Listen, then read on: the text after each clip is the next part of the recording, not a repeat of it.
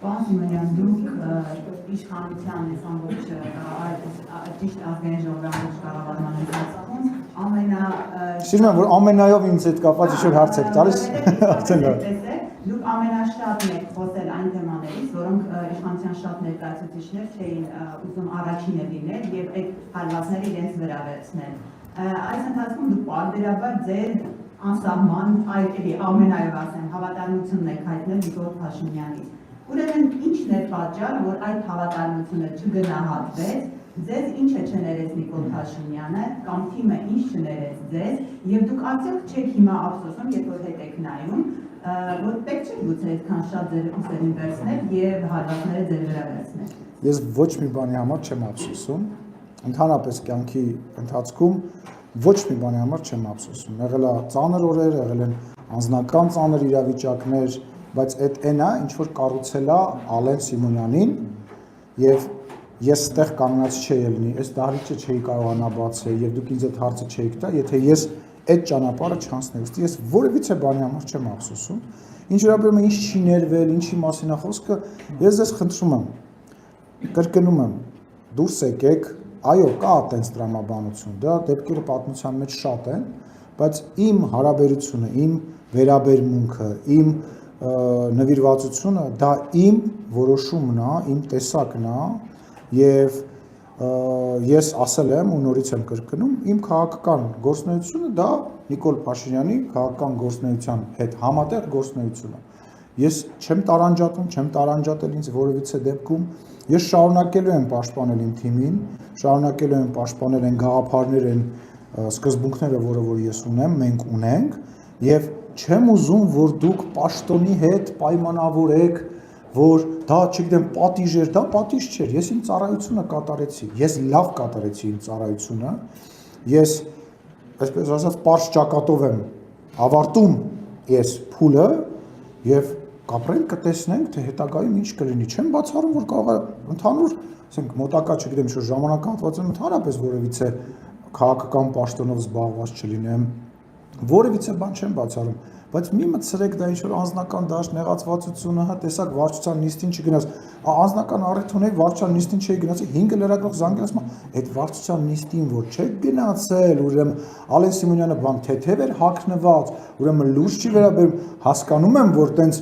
բանի վրա է կառուցված նաև լրատվություն կազմելը, ինֆորմացիա ստանելը, բայց ձեզ պարզ դեմքով, ինչպես միշտ ուղիղ, թեկուզ ամենավատ եւ ամենածանր բաները ասել եմ, նետ, չկա տենց բան, եւ ես շարունակելու եմ ակտիվ քաղաքական գործիչ լինելը, ես քաղաքականությունից չեմ հեռանալու, քաղաքականության էջը չեմ փակում, կմտածենք, կտեսնենք, թե ոնց կլինի, ինչ կլինի։ Իսկ ինչ արել եմ, չեմ ափսոսում։ Արդեն ուրվագծվում է, թե ազգային ժողովի նոր ղեկավարությունը ով է լինելու եւ քրտեն արդեն որոշել է իհարկե ընտրությունները խոհանացում, բայց քաղաքական որոշումը կայացված է։ Ինչպես է վերաբերվում նոր կազմին, մասնավորապես ազգային ժողովի նոր խոսնակ Ուբեր Ռուբինյանին, փոխոսնակներին, դեռ վերաբերվում է եւ արդյոք այս խորհրդարանը եկող խորհրդարանից ինչ որ ձևով կտարբերվի ղեկավարման առումով։ Ես համարում եմ, որ եթե ես դա նաև բարձրաձայն եմ ասել, որ եթե ինչ-որ պահի ես պետք է լքեի ազգային ժողովի նախագահի պաշտոնը, Ռուբեն Ռուբինյանը ամենալավ տեխնացուն էր, որը կարող էր ինձ փոխարինել, եւ ես հաջողություն եմ մաղթում իրեն, համարում եմ նախ ինքը իմ ընկերն է, ես իրան շարունակում եմ համարել իմ ընկերը, թեպետ դուք այդ ինչ-որ էլի գրում էին, խոսում էին, բա հեսա դուք իրար ձեզ մեջ կմրցեք, ինքը իմ ընկերն է, ես շատ ուրախ եմ, որ իր հետ աշխատել եմ, իմ գործընկերն է, ես իրեն հաջողություն եմ մաղթում եմ, որ ինքը լինի երկրորդ ազգային ժողովի նախագահը, որը որ իր ժամկետը միջև վերջ կպաշտոնավարի, նույնը կարող եմ ասել փոխխոսնակների մասով, Հայկ Կոնջարյանի մասով մասնավորապես, որտեղ Հայկ Կոնջարյանը 2021 թվականի ազգային ժողովը ասեցի, որ պատերազմից հետո ստեղծված ազգային ժողով էր եւ այն ինչ որ Հայկը արեց Կոնջարյան, ասենք ես չէի կարող, ես ոչ այդ ուժը, ոչ այդ համբերությունը ես չէի ունենա խմբակցության հետ, որը որ լուրջ քաղաքական գործիչներ էր իր մեջ ծանրակշիռ պատմություն ունեցող մարդկանց էր ինքը բալանսավորված պահեց, իսկ ինչ վերաբերում է Հաջան, դե բայց ես իմ մասին էդ էլ թող իրոջները խոսեն, ես իմ մասին չեմ խոսի, հա, իմ մասին գնահատականը կարծում եմ հնչում է, ես իմ գործընկերին մասին խոսեմ։ Ինչ վերաբերում է Վահագին Ալեքսանյան, դե մարդը աճեց, եկավ իր գործունեությամբ եւ ընտրվեց, իրեն նույնպես հաջողություն եմ մաղթում։ Տեսնենք ով արինելու խմբակցության ղեկավարը այս անգամ, որովհետեւ էլի դժվար ազգային ժողով է սպասվում։ Ես վստահ եմ, որ քաղաքական կրքերը չեն դադարելու, նաեւ ասեմ, որ ազգային ժողովում հայտնվել են մարդիկ, որոնք որ նախ ամփորձ են քաղաքական առումով, որ ունի իր դրական եւ բացասական կողմերը, ես նկատի ունեմ ընդդիմադիր գործընկերներին,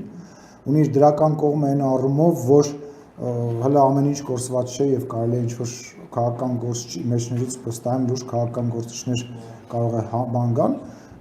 միևնույն ժամանակ էլի ագրեսիան, ատելությունը, բացասական էմոցիան, լարվածությունը կարծում եմ ցավոք սրտի չի պակասելու, որովհետեւ քարոզարշավը դա էր հուշում։